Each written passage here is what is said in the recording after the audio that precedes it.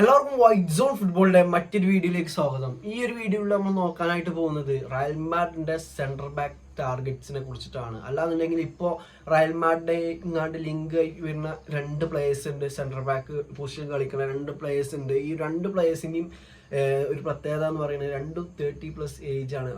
ഒരു പ്ലെയറിന് 13 ആണെങ്കിൽ ഒരു പ്ലെയറിന് ഏകദേശം 36 വയസ്സ് ഇപ്പോൾ തന്നെ ഉണ്ട്. അപ്പോൾ ഇങ്ങനെയുള്ള രണ്ട് പേരുകളാണ് നമ്മളിപ്പോൾ റയൽ മാഡ്രിഡുമായിട്ട് ലിങ്ക്ഡ് ആണ് എന്നുള്ളതാണ് എടുത്തു പറയുന്ന സംഭവം. അതായത് സെൻട്രൽ ബാക്കിന് വേണ്ടി നമുക്കറിയാം റയലിന് ഈ സീസണിൽ ഷുവർ ആയിട്ടൊരു സെൻട്രൽ ബാക്കിനെ സൈൻ ചെയ്യേണ്ടതായിട്ടുണ്ട്.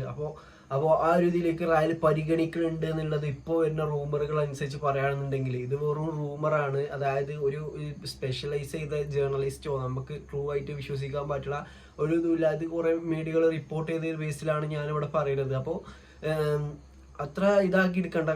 ഞാനിപ്പോൾ ഇത് വീഡിയോ ചെയ്യാൻ കാരണം ഇത്രയും കാലമായിട്ട് അധികം ലിങ്കുകളൊന്നും വന്നിട്ടില്ലായിരുന്നു. ഞാൻ ഇത്ര സ്ട്രോങ് ആയിട്ടുള്ള ഇതൊന്നും വന്നിട്ടില്ലായിരുന്നു.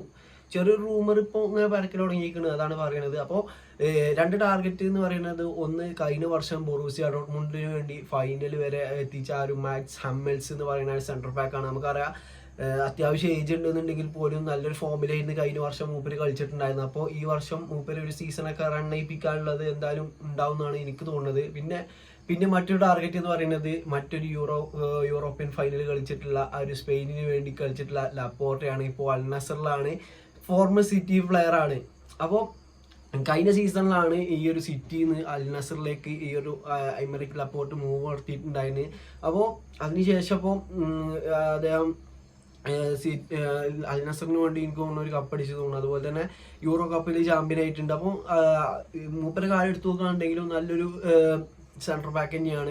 ഈ ഒരു ഫോമൊക്കെ നോക്കുകയാണെന്നുണ്ടെങ്കിൽ അത്യാവശ്യം റൈറ്റിൽ കിട്ടണ ഒരു സ്റ്റാൻഡേർഡ് സെൻട്രൽ ബാക്ക് ആണെന്നുണ്ടെങ്കിൽ പറയാം. അപ്പോൾ നല്ലൊരു പ്ലെയർ കാഴ്ചവെക്കാൻ കഴിയുന്ന ഒരു പ്ലെയറാണ്. അപ്പോൾ ഈ ഒരു രണ്ട് പ്ലേയേഴ്സാണ് ഇപ്പോൾ റയലിന്റെ മുന്നിലുള്ളത് എന്നുള്ളതാണ് ഇപ്പോൾ റൂമറുകളായിട്ട് വരുന്നത്. അപ്പോൾ ഇതിൽ രണ്ട് പ്ലേയേഴ്സിനെ കുറിച്ച് നമ്മൾ ഒന്ന് റയലിന്റെ സ്കോഡായിട്ട് ബേസ് ചെയ്ത് നോക്കുകയാണെന്നുണ്ടെങ്കിൽ, ഇപ്പോൾ ഹമ്മൽസിനെ സൈൻ ചെയ്യണത് കുറേ ആൾക്കാർ ഇതൊരിക്കലും നടക്കൂല എന്ന് പറയുന്നുണ്ട്.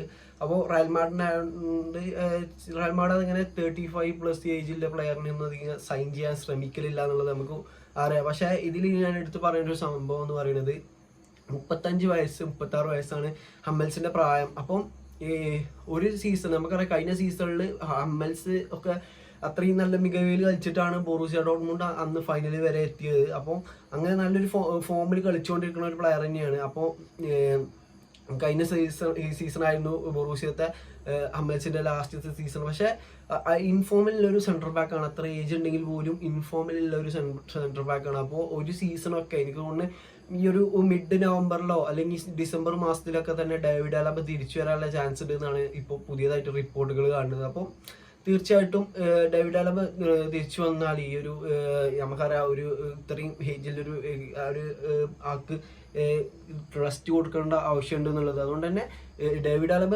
തിരിച്ചു വരുന്ന വരെയുള്ള ആ ഒരു ഇതായിരിക്കും റയൽ മാഡ്രിഡ് നോക്കണം എന്നുള്ളതാണ് എനിക്ക് തോന്നുന്നത്. അപ്പം ഹമ്മൽസിനെ തീർച്ചയായിട്ടും പരിഗണിക്കാൻ പറ്റും. ഞാൻ ഇപ്പോഴും പറയണത് അത് അത്ര ട്രൂ ആയിട്ടുള്ള റൂമറല്ല, റൂമേഡ് ആയിട്ടുള്ള പ്ലേസിനെ നമ്മളൊന്ന് എടുത്ത് നോക്കണം, അത്രമാത്രം. അപ്പോൾ പിന്നെ ഉള്ളത് പറയുകയാണെന്നുണ്ടെങ്കിൽ ഐമറിക് ലപ്പോർട്ടാണ്. ലപ്പോർട്ട് നമുക്കറിയാം നല്ല ഇൻഫോമിൽ കളിക്കുന്ന ഒരു സെൻട്രൽ ബാക്ക് തന്നെയാണ്. ഇപ്പോൾ റയലിന് കിട്ടുകയാണെന്നുണ്ടെങ്കിൽ നല്ലൊരു ഓപ്ഷൻ തന്നെയാണ്. നമുക്കറിയാം സിറ്റിക്ക് വേണ്ടി, അവിടെ അൽ നസറിന് വേണ്ടി, ഇവിടെ ഈ ഒരു സ്പെയിനൊക്കെ വേണ്ടി നല്ല മികച്ച പെർഫോമൻസ് കാഴ്ചവെക്കണ ഒരു സെൻട്രൽ ബാക്കാണ്. എനിക്ക് തോന്നുന്നു റയലിലേക്ക് വന്നാൽ സക്സസ് ആകാൻ ചാൻസ് ഉണ്ട് എന്നുള്ളൊരു ഒരു പ്ലെയറാണ് എന്നെ സംബന്ധിച്ചിടത്തോളം ഐമറിക് ലപ്പോർട്ട് എന്ന് പറയുന്നത്. അപ്പോൾ നിങ്ങളുടെ അഭിപ്രായം ഈ ഒരു വിഷയത്തിൽ തീർച്ചയായിട്ടും കമന്റ് ചെയ്യുക. പിന്നെ നിങ്ങൾ റയലിനായിട്ട് വേറെ ഏതെങ്കിലും സെൻട്രൽ ബാക്ക് നെയിം ലിങ്ക്ഡ് ആയിട്ട് കണ്ടിട്ടുണ്ടെങ്കിൽ അതും തീർച്ചയായിട്ടും ഒന്ന് കമന്റ് ചെയ്യുക. അപ്പോൾ ഇന്നത്തെ വീഡിയോ ഇത്രയുള്ളൂ. ഈ ഒരു വീഡിയോ നിങ്ങൾക്ക് ഇഷ്ടപ്പെടുകയാണെന്നുണ്ടെങ്കിൽ തീർച്ചയായിട്ടും കൂടെ നിൽക്കുക. ഓക്കെ.